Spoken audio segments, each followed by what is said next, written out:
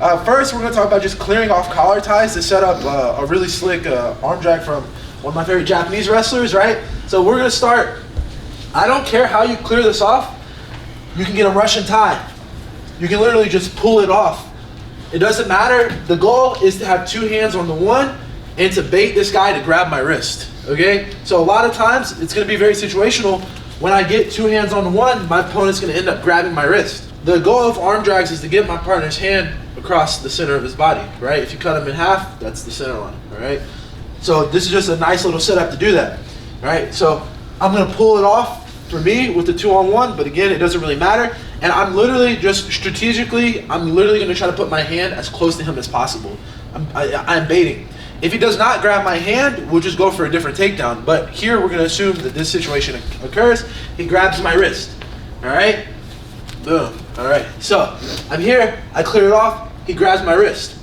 Now, again, a lot of this is going to be baiting. I might literally look away to give my partner head position. So he takes us in here. Oh, thank God. He's going to be fucked now. Okay? So switch shots. I clear. He grabs my wrist. I'm going to go ahead and give him head position. From here, if my partner is just loosely grabbing my wrist, it'll be easy to slide off. But we're gonna assume I'm pushing in, this guy's resisting. He's really grabbing my wrist.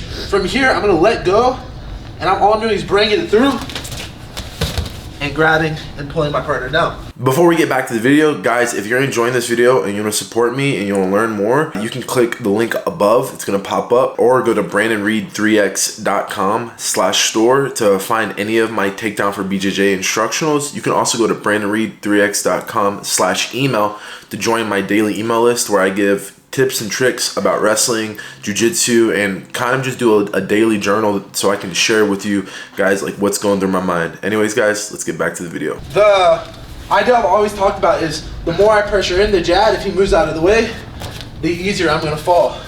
That's why when I get here and give him head position, that's why I push into him.